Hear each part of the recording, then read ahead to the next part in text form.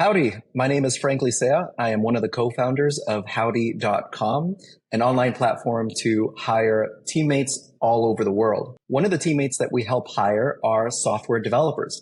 So occasionally I get the question, hey Frank, I've just hired a bunch of software developers on your platform. How do I work with them best to build my product? And this is actually one of my favorite questions because of my background. Before I started Howdy.com, I was actually a software engineer and a product manager where I led software developers and sales teams and marketers to build new products and bring them to the market. There are three big tips that I give to all entrepreneurs and founders who are new to building products when working with software engineers. So the first one is you've got to have the discipline to wrestle your big vision down to tiny little details. What do I mean by that? Well, a computer doesn't have the benefits of the context and the inference that we have in human communication. So when a developer is trying to build a product, it may sound annoying, but they need to know all the tiny, but what if, and what happens if somebody clicks here? And what if this thing is empty? And what if this thing causes an error and so on? So for a developer to be able to express the idea of your product, you really need to know and respect the details. Founders don't like to hear this all the time because they're very commonly very visionary and someone else will handle all the little edge cases. But this is a big mistake, because the pattern of writing your big vision down on a bar napkin and handing it over to a developer, I promise from heartache and experience, is never going to work.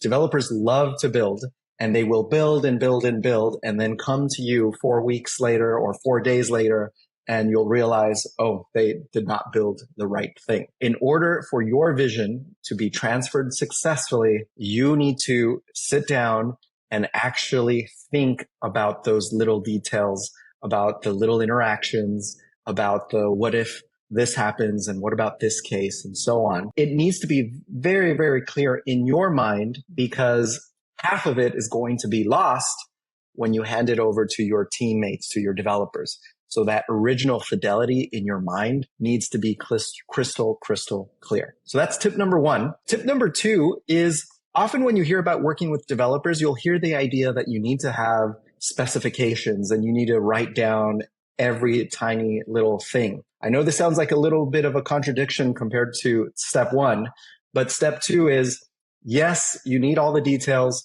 but you don't have to write them all down. Better than writing them is to show. So that old adage, when you're writing a good content, show, don't tell.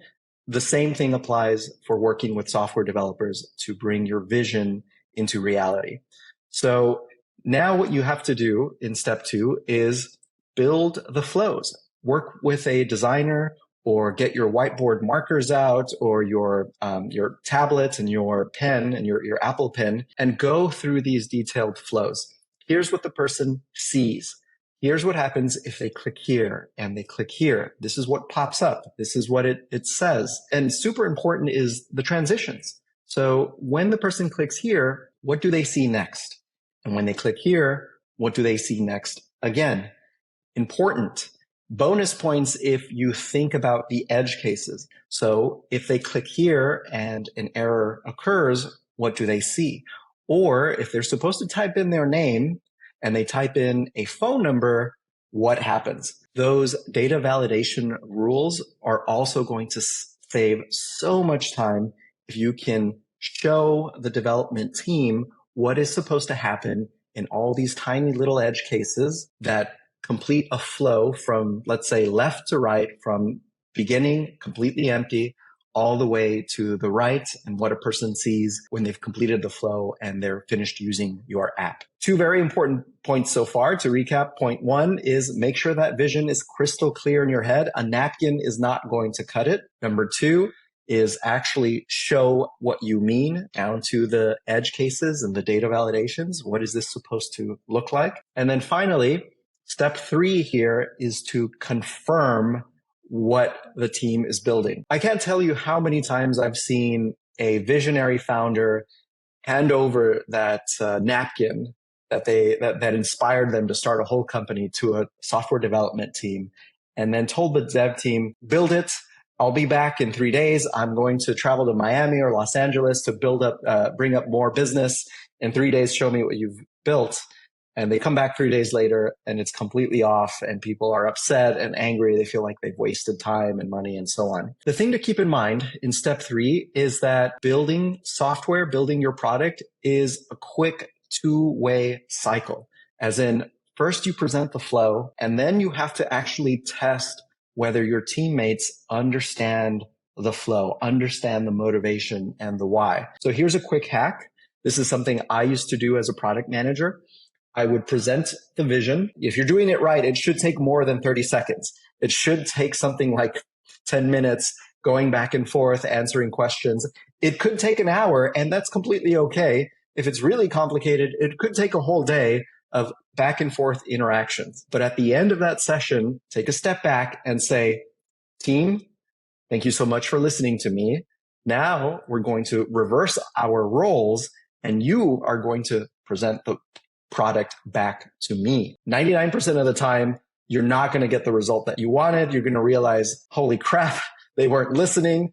That is normal. Don't get frustrated. It is a normal part of the process of transferring what's in your mind and putting it into a team's consciousness. They go through that, they stumble through it, and then you correct them, and then it's a back and forth, back and forth, back and forth. This process, you may be frustrated at it because it takes a lot of effort, a lot of energy, and it can take a lot of time. But let me put it to you this way. You may spend 3 hours doing a process like this, let's say, answering questions, correcting how they interpreted something, going through all the little details and the user experience from one transition to another, including empty states and error states and validation states and all that stuff. That sounds like a lot. I'm tired just talking about it.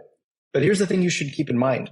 That 3-hour conversation with your dev team could take an entire team 30 hours to build, 300 hours to build. Not unheard of. So the 3 hours that it takes to get things clear, to clear things up so that the team can get started is completely worth it. But it doesn't stop there.